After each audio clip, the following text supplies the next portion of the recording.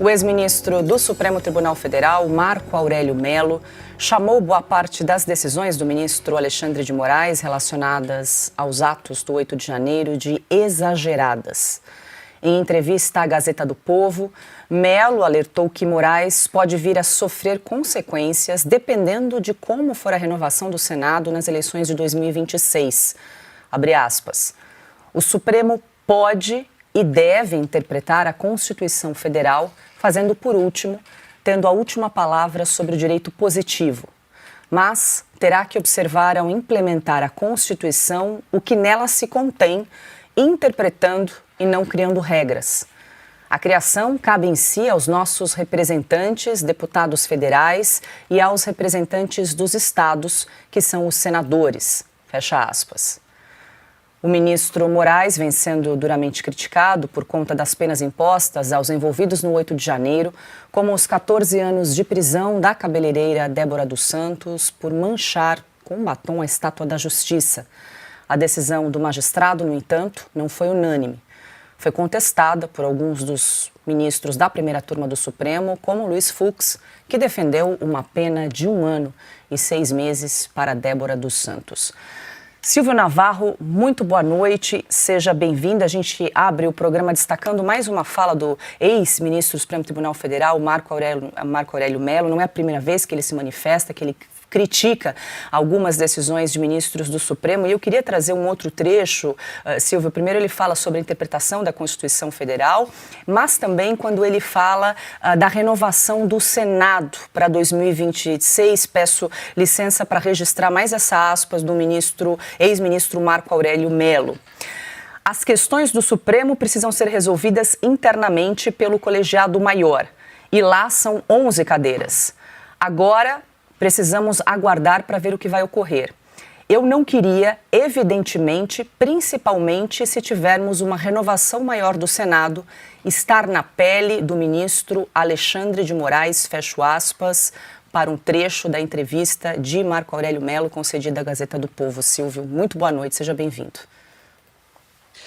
Boa noite, meus amigos. Paula, Cauti, Ana querida, Augusto, meu irmão, boa noite, você que nos acompanha. Tem alguns pontos aí nessa fala do ministro Marco Aurélio Mello, ex-presidente do Supremo Tribunal Federal, ex-presidente do Tribunal Superior Eleitoral, aliás, passou mais de 30 anos em cortes superiores em Brasília, tem vasta experiência e há muito tempo demonstra ser uma das cabeças mais lúcidas entre juristas, aqueles que ainda guardam o direito à letra da lei e pensam, sobretudo, na Constituição de 1988 em vigor no país.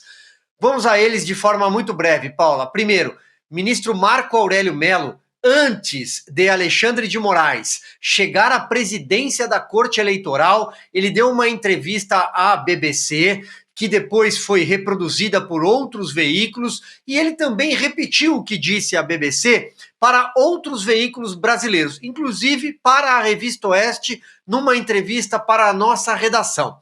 E ele avisou: o ministro Alexandre de Moraes, quando chegar ao Tribunal Superior Eleitoral, será um divisor de águas, um momento de turbulência, de tormenta, prevejo tempestades. Foi o que aconteceu. Foi profético. Segundo ponto, ele sempre lembra que o pleno do Supremo Tribunal Federal tem sido ignorado. E quando a gente fala da última corte recursal do país, talvez o brasileiro, e talvez para o bem do direito no país, para aquilo que ainda resta dele e da Constituição, seria interessante que determinados casos fossem levados à análise de todos os integrantes. São 11. Porque só uma turma, que é uma turma liderada por Alexandre de Moraes, não presidida. O presidente é Cristiano Zanin, ex-advogado de Lula e o caçula da corte, junto com Flávio Dino, que também está lá. Mas a figura do Alexandre de Moraes, ela é muito imperativa nessa turma. E tudo que ele fala acaba sendo seguido à risca, com rara exceção ao ministro Luiz Fux. Então, eu acho que esses são os pontos em relação a cortes superiores. Em relação ao Senado, o ministro Marco Aurélio, ele está vendo algo que todo brasileiro já sabe que vai acontecer. Se tivermos eleições limpas, se o certame de 2026 não for maculado, se o judiciário não tentar interferir para atrapalhar a democracia, o jogo democrático da eleição. 54 cadeiras, 2/3 do Senado. E todo mundo sabe que a esquerda não tem nomes, que o brasileiro está farto do PT, que o brasileiro está cansado de ver as arbitrariedades de Alexandre de Moraes e do STF, do Gilmar Palusa. O brasileiro cansou da indecência de Convescote judicial. O maior lobby judicial do planeta é conduzido pelo decano da corte. Portanto, a gente sabe que o Senado terá maioria conservadora de direita.